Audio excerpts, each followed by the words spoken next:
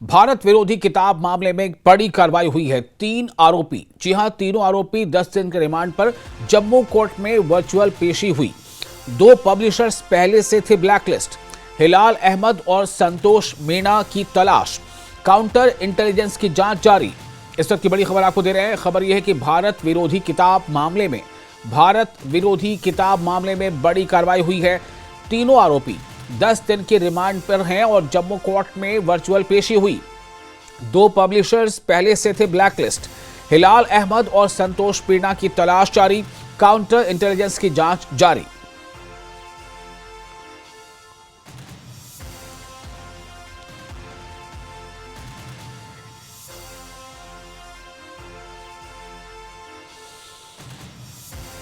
इस वक्त breaking news आपको दे रहे हैं। खबर है, काफी अहम है। भारत विरोधी किताब मामले में बड़ी कार्रवाई हुई है। जी हां, भारत विरोधी किताब मामले में एक बड़ी कार्रवाई हुई है और बड़ी कार्रवाई के तहत 3 आरोपियों को 10 दिनों के रिमांड पर जम्मू कोर्ट में उनकी वर्चुअल पेशी भी हुई है।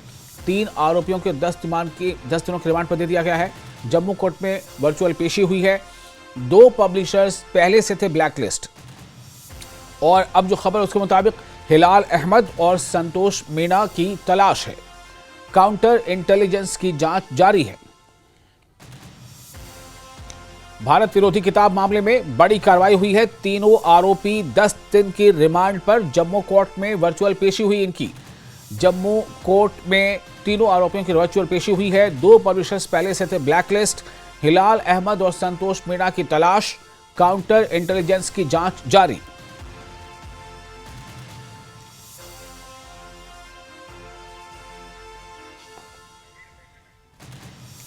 समीर भट्ट हमारे साथ जुड़ चुके हैं फोन लाइन पर ज्यादा जानकारी के साथ। समीर, पूरा मामला क्या है? तो आपको पता ही होगा कि कुछ दिनों पहले एक बड़ा तनाजा उठ गया था जब कई किताबें जो बीजेपी की तरफ से पहले इसको रेज किया गया था कि कई किताबें जो हैं वो लाइब्रेरीज में रखी गई हैं, सर्कुलेट की गई हैं, जिसमें एंटी नेशनल एलिमेंट्स हैं, एंटी नेशनल जो टेररिस्ट हैं, सेपरेटिस्ट हैं, उनका गुणगान किया गया था। उसके बाद उनको बैन किया गया। उसके बाद जो पब्लिशर्स हैं और जो कंटेंट राइटर्स हैं जिन्होंने किताब लिखी है और जो छापी है, उनके खिलाफ केस दर्ज किया गया और उनकी तलाश की गई। उसके बाद कल ही पुलिस ने 3 आरोपियों को अरेस्ट किया था, जिसमें इंद्रपाल सिंह है जो कि ओबरॉय बुक सर्विस के हैं, अमनदीप हैं और गिरीश अरोरा है। इन तीनों को कल अरेस्ट किया गया था और आज उनकी जम्मू कोर्ट में वर्चुअल पेशी हुई है और उनको अब 10 दिन के रिमांड पे भेज दिया गया है। तो जाहिर तौर पर है कि एक बड़ा एक्शन कल ही किया गया था, लेकिन अभी कुछ जो है 1 से 2 आरोपी जो हैं वो फरार हैं। लेकिन जो ये 3 आरोपी हैं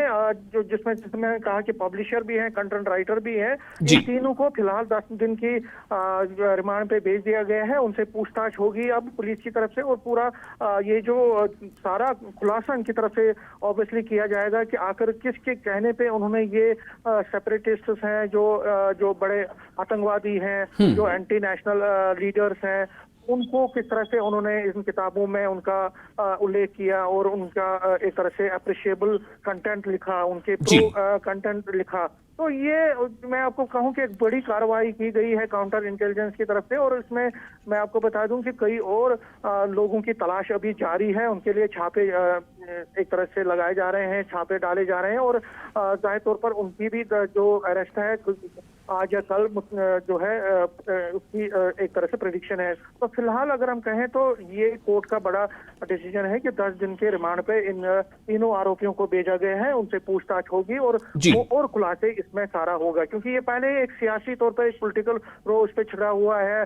बीजेपी खासकर इस पर बहुत ही एग्रेसिव पोस्चर उन्होंने अपनाया हुआ है और उनकी मांग यह है कि एलजी मनोज सिन्हा को इसकी पूरी गहरी जांच करनी चाहिए और एलजी मनोज सिन्हा की डायरेक्शन पे ही इसकी पूरी जांच हो रही है। अब काउंटर इंटेलिजेंस ने अपना काम किया है। अभी 10 दिन की रिमांड को मिली है 3 अक्यूज को और 2 की तलाश अभी भी जारी है। जी समीर, बहुत शुक्रिया तमाम जानकारी के लिए।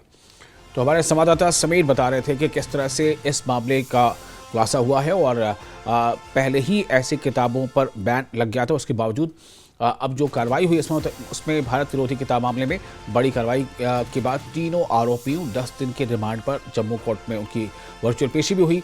2 पब्लिशर्स पहले से ही ब्लैकलिस्ट थे। हिलाल अहमद और संतोष मीणा की तलाश जारी है।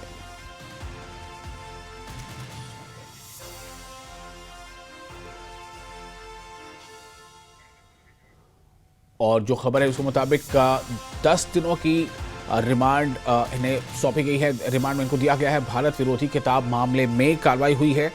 तीनों आरोपी 10 दिन के रिमांड पर हैं और जम्मू कोर्ट में इनकी वर्चुअल पेशी हुई है।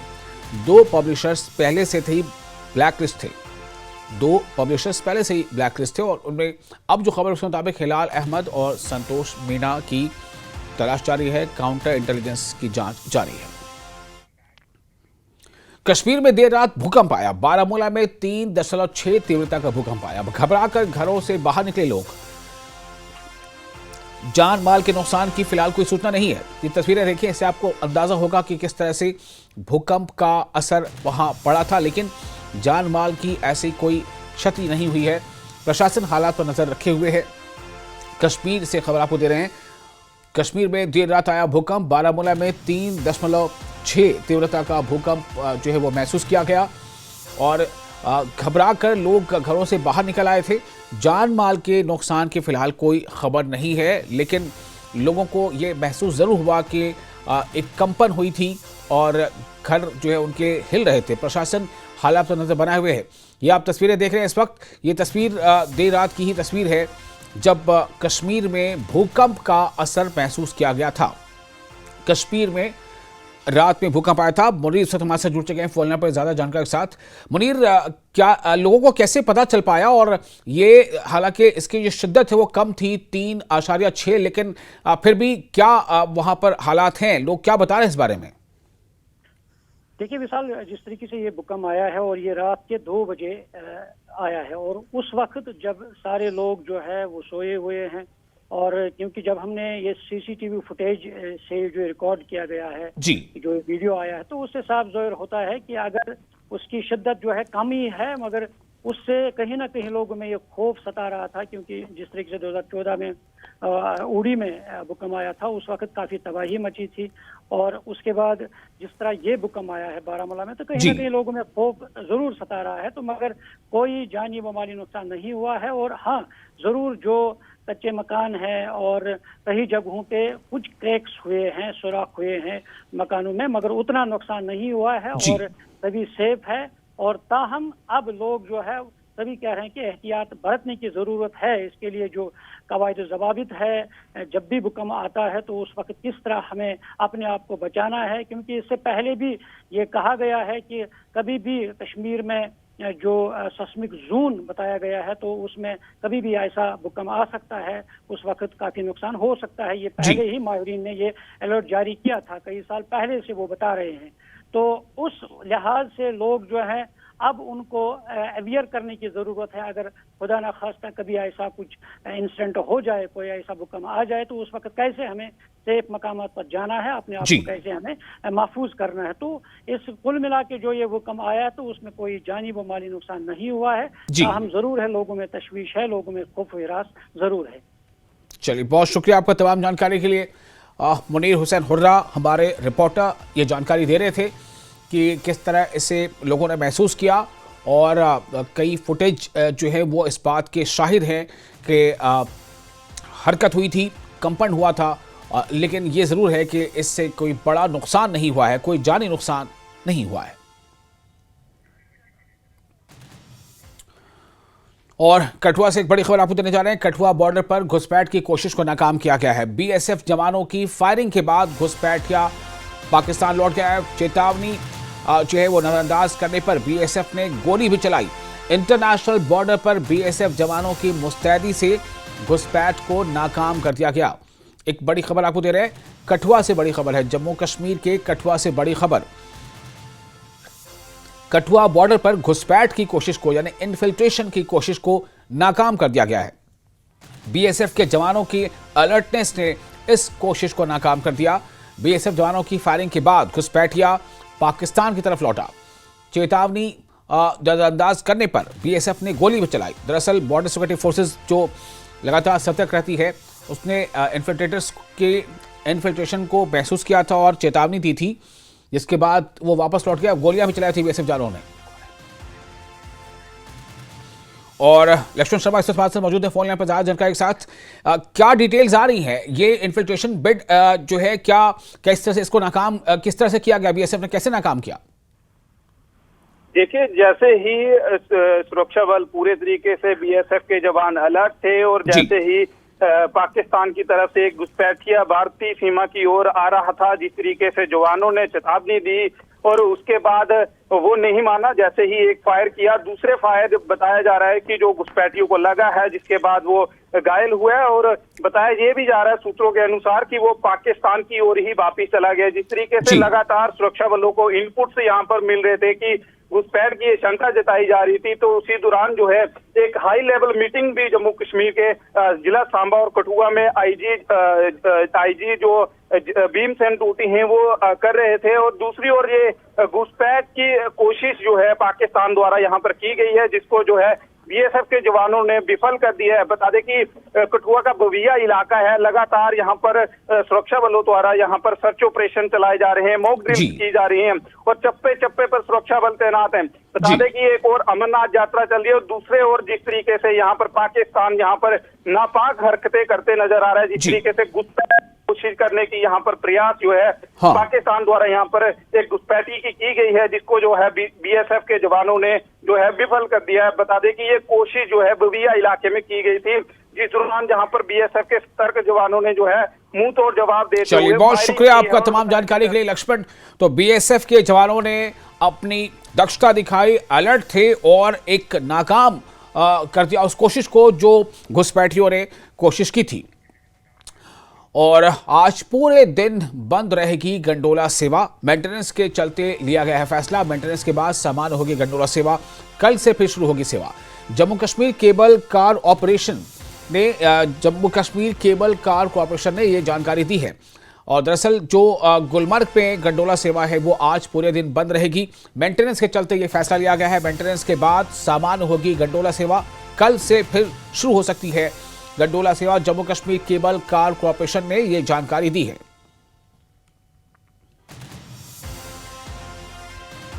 और मुनीर हमारे साथ जुड़ चुके हैं गुलमर्ग से इस खबर पर सीधे ज्यादा जानकारी के साथ। मुनीर, क्या अपडेट है इस गंडोला सर्विस के बारे में? देखिए विशाल, जिस तरीके से 25 मई को जो इंसिडेंट हुआ था गंडोला में और जिस दौरान 300 के करीब जो टूरिस्ट्स हैं वो उस वक्त वहाँ फंस गए थे, उस वक्त केबल कार कॉरपोरेशन के जो मुलाजमीन हैं उन्होंने उस वक्त सबसे पहले उन्होंने यानी फ्रंट लाइन पे उन्होंने उनको बचा लिया है। और अगर जो उसके बाद बाकी चाहे पुलिस या एसडीआरएफ वो टीमें आई हैं, मगर वो लेट में आई हैं, मगर उस वक्त सिर्फ गंडोला केबल कार कॉरपोरेशन की जो मुलाजमीन हैं उन्होंने उस वक्त बचाया है। तो अब ये जो फैसला लिया गया है, 1 माह में 2 दिन गंडोला जो है वो रूटीन मेंटेनेंस के लिए बंद रहेगा। ये एक अच्छा कदम है। जिस तरीके से अगर हम मान लीजिए कि गंडोला रूटीन बेसिस पे चल रहे हैं, तो रूटीन में ही अगर 2 दिन उसकी मेंटेनेंस हो जाए, कहीं ना कोई ऐसा यानी कोई टेक्निकल फॉल्ट ना आ जाए, तो उसको जब निकाला जाए तो रूटीन बेसिस पे गंडोला जो है बगैर खलल के चल पाएगा। तो ये केबल कार कॉरपोरेशन के जो एमडी है या बाकी टेक्निकल टीमें हैं उसके लिए मुख्तस रखी गई है। जो उनकी टेक्निकल टीम है वो बगौर जायजा लेगी इस गंडोला सर्विस को। जब 1 माह में 2 दिन ये बंद रहेगा तो 2 दिन के दौरान तमाम टेक्निकल टीमें जो है वो तमाम केबिन्स का जायजा लेगी, तमाम मशीनरी का जायजा लेगी। तो उस लिहाज से ये एक अच्छा सेटअप उठाया है केबल कार कॉरपोरेशन ने, ताकि सयाह जो है वो बगैर किसी भी खलल के, बगैर परेशानी के वो गंडोला की सवारी कर सकते हैं। विशाल, यहाँ पे मैं आपको जरूर बता दूं कि जो टूरिस्ट जब भी गुलमर्ग आते हैं, कश्मीर आते हैं, तो उनकी जो पहली तरजीह रहती है वो गुलमर्ग में गंडोला रहती है, क्योंकि अफरबट और कोंगडोरी पे बर्फ होती है। इस बार भी अभी यानी जुलाई में भी थोड़ी बहुत बर्फ अफरबट पर मौजूद है, तो इसलिए तवज्जो का मरकज बन रहा है ये गंडोला। तो इस लिहाज से अब ये फैसला लिया गया है कि 1 माह में 2 दिन गंडोला की जो है वो रूटीन मेंटेनेंस रहेगी, और जिसके बायस इन 2 दिनों में गंडोला बंद रहेगा। और जो टूरिस्ट्स है उन्हें ये अपील की जा रही है कि उन 2 दिनों जब भी अनाउंसमेंट होगी जिन 2 दिनों की, तो उस वक्त यानी ये सर्विस जो है यानी मुअत्तल रहेगी। बहुत शुक्रिया अच्छा कदम के लिए मुनीर, शुक्रिया आपका। तो ये गंडोला सर्विस जो है वो अब एक रूटीन बन चुका है कि महीने में 2 दिन वो रूटीन रिपेयरिंग के तौर पर या मेंटेनेंस के तौर पर जो है उसे बंद रखा जाएगा। बीजेपी ने उमर अब्दुल्ला को भेजा लीगल नोटिस। बीजेपी ने उमर अब्दुल्ला को लीगल नोटिस भिजवाया है। बीजेपी की उमर अब्दुल्ला से बयान वापस लेने की मांग है।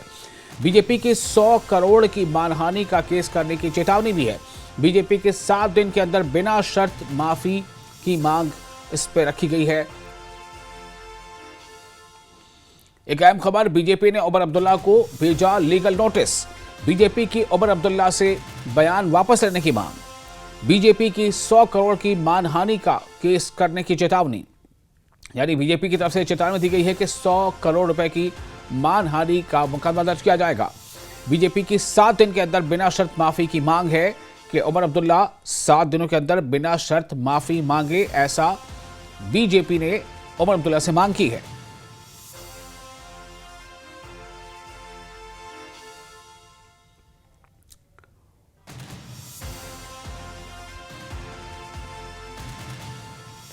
और ये जो तस्वीरें आप देख रहे हैं, ये उसी नोटिस की तस्वीर है। उमर अब्दुल्ला से बीजेपी ने माफी की मांग की है। बीजेपी ने उमर अब्दुल्ला को लीगल नोटिस भेजा है। बीजेपी ने उमर अब्दुल्ला को लीगल नोटिस भेजा है। बीजेपी की उमर अब्दुल्ला से बयान वापस लेने की मांग है। बीजेपी की 100 करोड़ की मानहानि का केस करने की चेतावनी है, यानी बीजेपी ने 100 करोड़ रुपए की मानहानि का केस करने की चेतावनी दी है उमर अब्दुल्ला को, और 7 दिनों के अंदर बिना शर्त बीजेपी ने माफी की मांग रखी है। बीजेपी चाहती है कि उमर अब्दुल्ला अपने बयान को लेकर माफी मांगे। बीजेपी ने इसके लिए 7 दिनों का वक्त दिया है। बीजेपी चाहती है कि 7 दिन के अंदर उमर अब्दुल्ला अपने बयान पर माफी मांगे।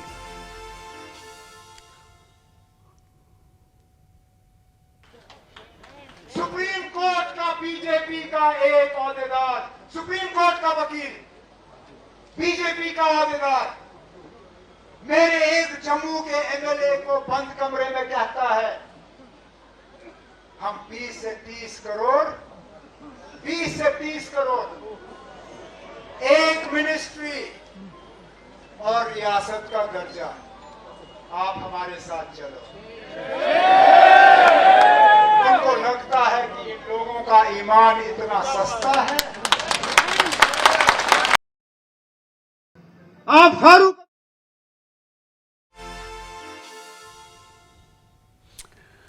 तो यही वो बयान है जिसके खिलाफ बीजेपी ने उमर अब्दुल्ला से माफी का मुतालबा किया है। बीजेपी ने उमर अब्दुल्ला के इसी बयान को टारगेट करते हुए, इसी बयान को निशाना बनाते हुए उमर अब्दुल्ला से माफी की मांग की है, और इसके लिए बीजेपी ने उमर अब्दुल्ला को लीगल नोटिस भिजवाया है। उमर अब्दुल्ला से बीजेपी की मांग यह है कि उमर अब्दुल्ला अपना बयान वापस ले। हमारे साथ समीर जुड़ चुके हैं इस खबर पर ज्यादा जानकारी के साथ। समीर, बयान मैं चाहूंगा एक बार फिर से जरा बयान की बात को भी दोहरा दें कि पूरा बयान दरअसल क्या था और किस नुक्ते पर खासतौर से बीजेपी को एतराज है, जिसकी वजह से बीजेपी ने ये नोटिस भिजवाया है, लीगल नोटिस भिजवाया है। और लीगल नोटिस में क्या कुछ दर्ज है, जरा हमारे दर्शकों को बताएं। देखिए, ये मामला जो है 11 जुलाई का है। 11 जुलाई को चीफ मिनिस्टर उमर अब्दुल्ला श्रीनगर में एक बड़ी रैली को खिताब कर रहे थे। वहां जब उन्होंने संबोधन किया तो उसी बीच उन्होंने एक बड़ा एलिगेशन लगाया। उन्होंने कहा कि सुप्रीम कोर्ट के एक बड़े नेता हैं, बीजेपी से वकील भी हैं, उन्होंने एक सिटिंग एमएलए जो कि नेशनल कॉन्फ्रेंस से हैं, जम्मू से हैं, उनको 20 से 30 करोड़ रुपए की एक रिश्वत दी थी। उनको कहा था कि आप 20 से 30 करोड़ रुपए आप ले जाइए, आपको हम मिनिस्ट्रियल वर्क दे रही है और स्टेटहुड का रेस्टोरेशन भी होगा। तो ये एक बड़ा एलिगेशन उन्होंने लगाया, और उसी दिन प्रेस कॉन्फ्रेंस के जरिए बीजेपी के जो आर एस पठानिया है, जो कि एडवोकेट भी हैं और स्पोक्स पर्सन है, उन्होंने कहा कि हम अगर उमर अब्दुल्ला ये वापस नहीं लेते एलिगेशन तो जो उन्होंने कहा है तो हम डिफेमेशन केस कर सकते हैं। तो जब उमर अब्दुल्ला कल जम्मू में रैली कर रहे थे तो उन्होंने न सिर्फ अपनी बात को दोहराया, बल्कि उन्होंने ये भी कहा कि महाराष्ट्र हो, पंजाब हो या वेस्ट बंगाल हो, जहां जहां पे बीजेपी सरकार नहीं बना पा रही थी, वहां पे उन्होंने तोड़ा है, पार्टियों को तोड़ा है और एमएलए को खरीदा है।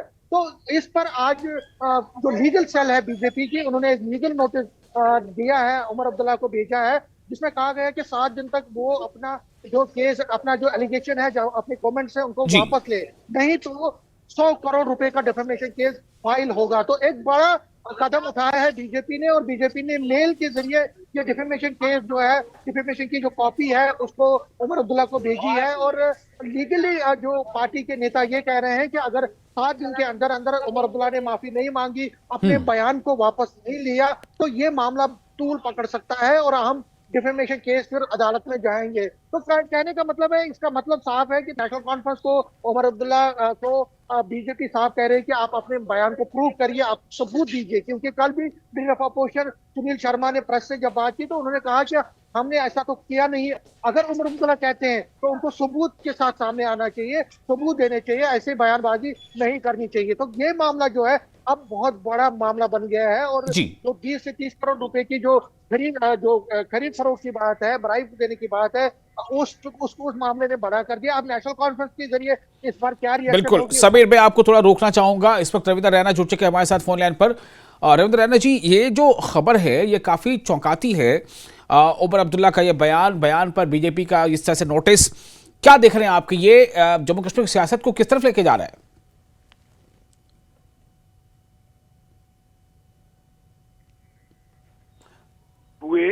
जी रविंद्र जी, आपको मेरी आवाज मिल रही है? हेलो हेलो जी, आपको मेरी आवाज मिल पा रही है? जी देखिए, श्री उमर अब्दुल्ला साहब जो हैं वो जम्मू कश्मीर के चुने हुए चीफ मिनिस्टर हैं। जी जी, और वो कॉन्स्टिट्यूशनल पोजीशन पर हैं। बिल्कुल।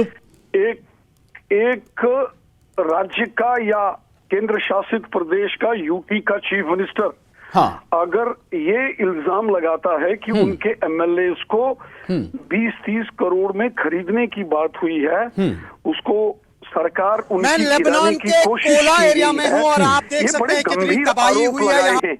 और किसी आम आदमी ने नहीं लगाए हैं, ये जम्मू कश्मीर के ऑनरेबल चीफ मिनिस्टर साहब ने बोला है जी, और पब्लिक डोमेन में बोला है।